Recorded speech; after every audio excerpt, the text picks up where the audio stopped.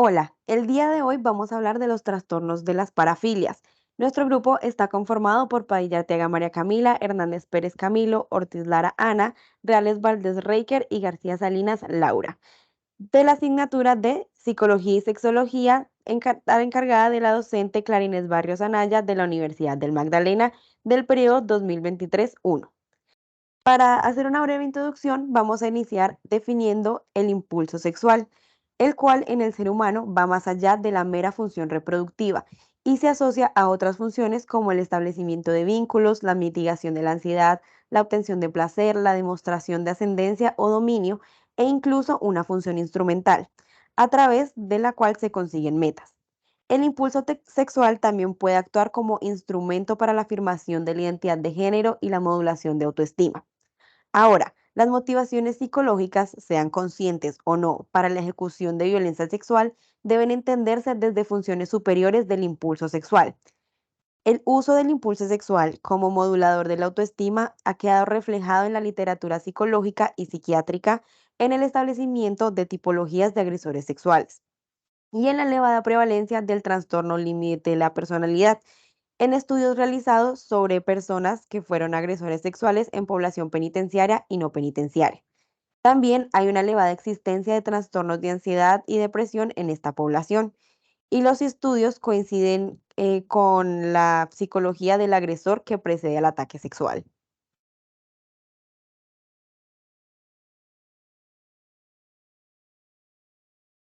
Primeramente, vamos a definir lo que serían las parafilias.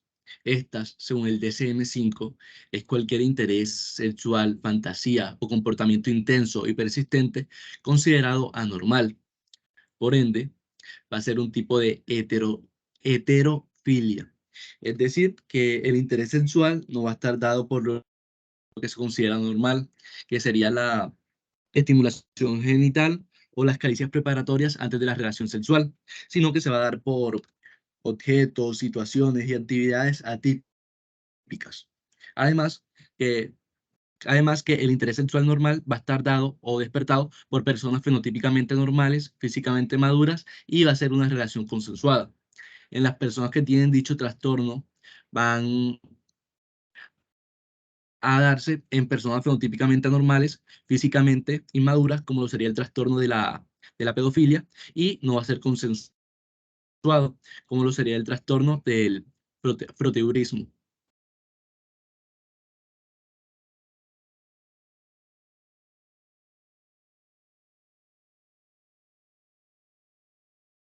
El trastorno parafílico es una parafilia que causa malestar o deterioro en el individuo o una parafilia cuya satisfacción conlleva a un daño a terceros. Aquí es importante aclarar que una parafilia es una condición necesaria pero no suficiente para tener un trastorno parafílico, ya que además de la parafilia se debe cumplir los siguientes criterios: que genere estrés clínicamente significativo, que genere angustia en la persona, que se realice sin consentimiento y que éste vaya en contra de la ley.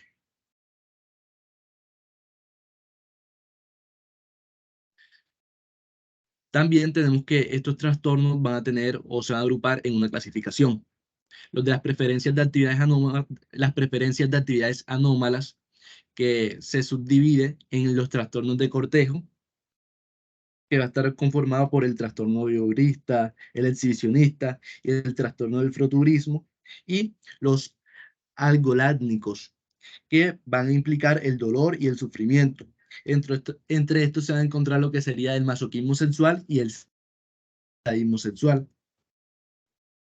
El otro grupo, que va a ser la preferencia de objeto anómalo, va a incluir lo que sería el trastorno pedófilo, el trastorno del fetichismo y el trastorno del travestismo.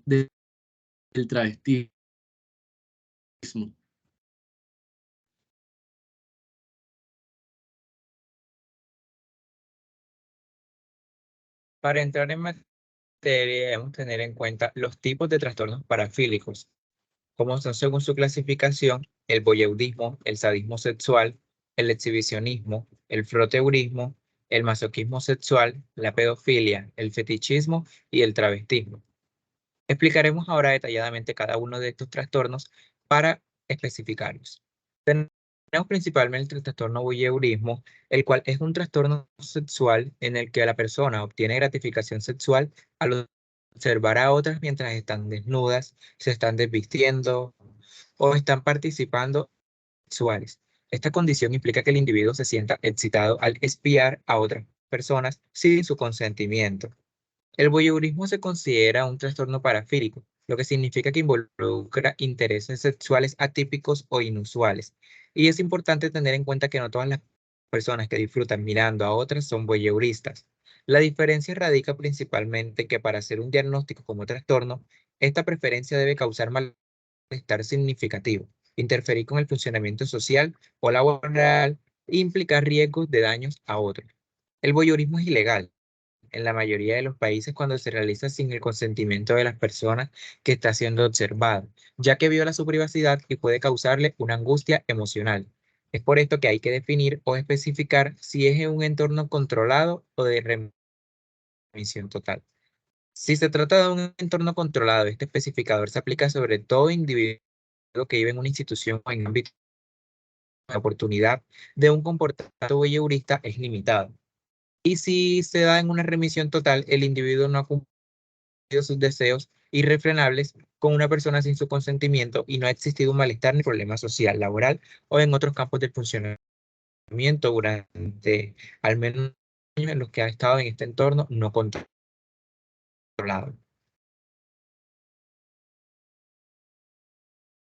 Tenemos también el trastorno del exhibicionismo, en el cual el individuo obtiene excitación sexual a través de una intensa o capacidad de ver a las demás personas con genitales de una manera desprevenida. Esto puede involucrar o puede incluir la masturbación. El trastorno de exhibicionismo es un trastorno sexual básicamente en el cual los individuos con este trastorno van a experimentar una excitación sexual al exhibirse de manera pública, los cuales buscan las reacciones de sorpresa, shock o disgusto ante sus víctimas. El exhibicionismo se considera una parafilia que implica intereses sexuales atípicos o inusuales. Para ser diagnosticado como trastorno, esta conducta debe causar malestar significativo, interferir con el funcionamiento social o laboral o implicar el riesgo de dañar a otras personas. El exhibicionismo es ilegal y los actos exhibicionistas son considerados como delitos de índole sexual y pueden tener consecuencias legales graves como las infracciones. Si se debe llegar también pues a la caracterización, especificación, si es sexualmente excitado por una exposición de los genitales a niños prepuberes, si sexualmente es excitado por la exposición de genitales a individuos físicamente maduros, o si es sexualmente excitado por exposición a los genitales tanto a niños, a prepuberes o a individuos físicamente maduros. Al igual que el anterior trastorno, hay que especificar si es un entorno controlado o de remisión total. La diferencia radica en que en el entorno controlado este especificador se aplica sobre las víctimas a quienes el individuo está limitada, hay una exposición de genitales limitada. Y si es en remisión total cuando el individuo no ha cumplido sus deseos con esa persona sin su consentimiento. Y es lo que puede generar el disgusto o incluso llevar a un trastorno.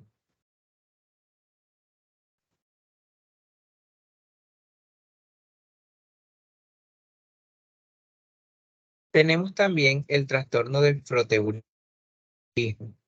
Este trastorno básicamente, el individuo obtiene la excitación sexual intensa cuando frota, toca a otra persona con sus genitales en lugares públicos. El frotteurismo básicamente tiene como la persona busca la estimulación sexual al realizar esta actividad en espacios tales como el metro, los centros comerciales, el transporte, etcétera. Y generalmente eligen lugares concurridos donde puedan pasar como desapercibidos. Es decir, sin que la otra persona se dé cuenta que está siendo afectada por este tipo de frotteurismo. El frotteurismo es considerado una parafilia, lo que implica intereses sexuales atípicos e inusuales. Y para ser diagnosticada como un trastorno, al igual que los trastornos anteriores, debe causar malestar significativo, es decir, interferir en el funcionamiento social o laboral de esa persona que está siendo afectada o implicar el riesgo de dañar a otros. Es importante que el fronteurismo o destacar que el fronteurismo es una conducta que no es consensuada ni viola la intimidad de los derechos de las personas que son objetos de estas acciones, pero es ilegal en la mayoría de los países y pueden resultar con consecuencias legales graves como perpetradores. Y todo es de que se lleva el fronteurismo sin el consentimiento de la persona que está siendo afectada.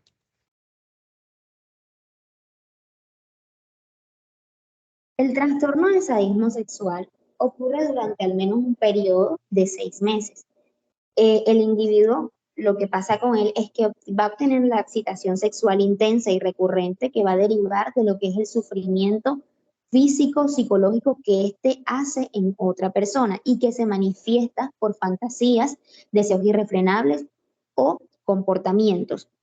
El individuo ha cumplido estos deseos sexuales con una persona que no ha dado su consentimiento, es decir, que no, la otra persona no ha aprobado que se le realicen todas las acciones pues que practica aquella persona que tiene el trastorno de sadismo sexual.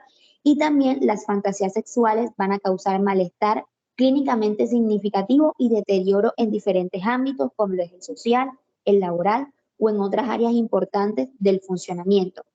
En cuanto a los criterios del diagnóstico de sadismo sexual, pues pueden aplicarse tanto a individuos que admiten libremente este interés parafílico como a aquellos otros que niegan categóricamente cualquier tendencia sexual a someterse a sufrimiento físico o psicológico, someter a sufrimiento físico o psicológico a otras personas, a pesar de haber pruebas que pues demuestren lo contrario. Es decir, que aunque ellos digan que no, aquellas personas a las que ellos utilizan demuestran que ellos sí cometen estas acciones o tienen estos comportamientos.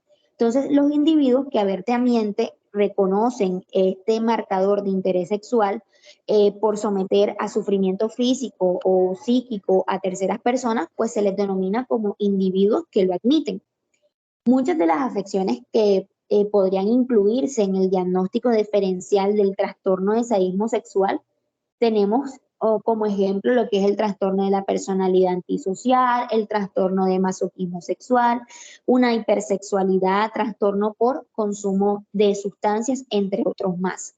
Ahora, si continuamos con el trastorno de pedofilia, durante un periodo de al menos 6 meses, lo que ocurre con el individuo es que él obtiene lo que es la excitación sexual intensa y recurrente. Esta va a derivar de lo que es las fantasías o deseos sexuales que van a ser irrefrenables o comportamientos que van a ser desmedidos, que van a implicar una actividad sexual con uno o más niños prepuberes. Generalmente son menores de 13 años.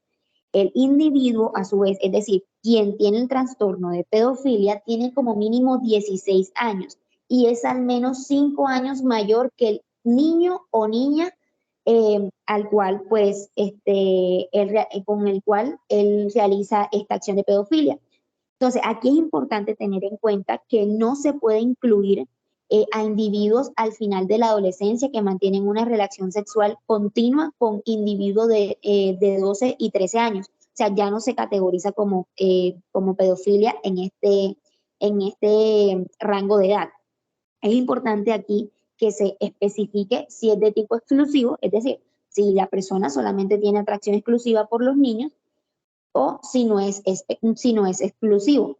Y en caso tal de que sí lo sea, tiene que definirse la atracción sexual, es decir, si es por sexo masculino, si es por sexo femenino o incluso si es por ambos. Dentro de las características asociadas que apoyan este diagnóstico de trastorno de pedofilia está lo que es el uso frecuente de la pornografía, en la que pues aparecen niños prepubères y esto indica un marcador útil para el diagnóstico del trastorno. Es un ejemplo concreto del caso general según el cual las personas probablemente pues consumen la clase de pornografía que corresponde con sus intereses sexuales. Es decir, aquel que es pedófilo pues va a buscar por lo general va a frecuentar pornografía que incluye a los niños porque este es su interés sexual. Continuando con el siguiente trastorno, que vendría siendo el del fetichismo, lo que ocurre aquí con el individuo es que la relación sexual, la excitación sexual que él tiene, que va a ser intensa y recurrente, va a derivar del uso o del empleo de objetos que son inanimados y que para el individuo tienen un gran interés. Por lo general son partes del cuerpo y no son los genitales. Y también se manifiesta por fantasías y deseos irrefrenables en el comportamiento. Ahora, las fantasías y los deseos sexuales que son irrefrenables causan malestar clínicamente significativo o deterioro en el nivel social, laboral u otras áreas importantes del funcionamiento. Se debe cumplir con este criterio para que se pueda diagnosticar lo que es el trastorno de fetichismo. A su vez, los objetos fetiches no se limitan a prendas de vestir utilizadas para travestirse, como en el trastorno de travestismo, pues que hablaremos más adelante, o en artilugios diseñados específicamente para la estimulación táctil de los genitales, como ejemplo el vibrador. Aquí es importante que se especifique por lo menos lo que es si es alguna parte del cuerpo o si son objetos inanimados o incluso si no hacen parte de estas categorías. Dentro de los criterios asociados que apoyan el diagnóstico, tenemos que el trastorno del fetichismo es una experiencia que es multisensorial. Es decir, aquí vamos a estar, el individuo va a presentar lo que es acciones como lo es agarrar, degustar, el frotar, inducir o oler el objeto de fetiche mientras se lleva a cabo lo que es la masturbación o preferir que el compañero sexual que él tiene vista o utilice un objeto fetiche durante esos encuentros sexuales. Algunos individuos pueden llegar a reunir una gran colección de objetos fetiches muy deseados. También encontramos el trastorno de travestismo. Este ocurre cuando la excitación sexual se obtiene cuando el individuo se trasviste. Un ejemplo puede ser pues el uso de ropa interior femenina en el hombre para que obtenga la erección. O cuando el hombre, por ejemplo, pues tiene lo que son pensamientos de él como mujer y así es que obtiene la erección. Entonces, este trastorno normalmente se refiere a hombres que son heterosexuales, aunque lo que ha establecido el DSM-5 es que ahora incluye ambos sexos. También es importante que aquí se resalte que no es considerado como ilícito y solamente es diagnosticado según el DSM cuando se cumple que durante un periodo de alrededor de 6 meses el individuo para obtener esa excitación va a presentar lo que es comportamientos y malestares que van a ser clínicamente significativos y que y que en él van a generar un deterioro en todos los aspectos de su vida, a nivel social, a nivel laboral y en áreas que él considere importantes para su vida. En cuanto al diagnóstico, aquí se requiere pues que se especifique si hay presencia de fetichismo, es decir, si la excitación sexual se produce con tejidos, con materiales o incluso con las prendas de vestir, o si es autoginofilia, que esta se entiende si la excitación sexual se produce con pensamientos o imágenes de el individuo como mujer. Y cuando es diagnosticado como otro trastorno parafílico especificado, se debe especificar si se presenta en un entorno controlado o si es de remisión total. Porque en caso tal de que sea en un entorno controlado, este especificador se aplica sobre todo a individuos que viven en una institución o que están en otros ámbitos en los que la oportunidad de transvertirse es ilimitada. En caso tal de que sea por remisión total, esto se especifica cuando no ha existido malestar ni problemas sociales, laborales o en otros campos del funcionamiento durante al menos 5 años en los que el individuo está en un entorno que no es controlado. Ahora vamos a hablar de la categorización de 2 tipos de trastornos y se habla de categorización porque estos términos se utilizan cuando el médico busca diagnosticar un trastorno, pero estos no cumplen con los criterios específicos de un tipo como tal. El primer término al que nos vamos a referir es el otro trastorno parafílico especificado. Esta categoría se aplica a presentaciones en las que predominan los síntomas característicos de un trastorno parafílico que pues causan malestar clínicamente significativo o deterioro en lo social, laboral u otras áreas importantes del funcionamiento. Pero cabe aclarar que estos no cumplen todos los criterios de ninguno de los trastornos de las categorías diagnosticadas de los trastornos parafílicos. Esta categoría de otro trastorno parafílico especificado se utiliza en situaciones en las que el clínico opta por comunicar el motivo específico por el que la presentación no cumple, no cumple los criterios de ningún trastorno parafílico específico. ¿Y cómo se registra esto? Se coloca otro trastorno parafílico específico y luego se coloca el motivo específico, como por ejemplo zoofilia. Otra categorización es trastorno parafílico no especificado.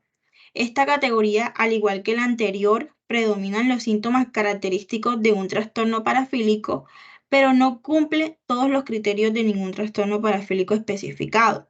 ¿Cuándo se utiliza? Se utiliza en situaciones en las que el clínico opta por no especificar el motivo del incumplimiento de los criterios para un trastorno parafílico específico e incluye presentaciones en las que no existe información suficiente para hacer un diagnóstico más específico.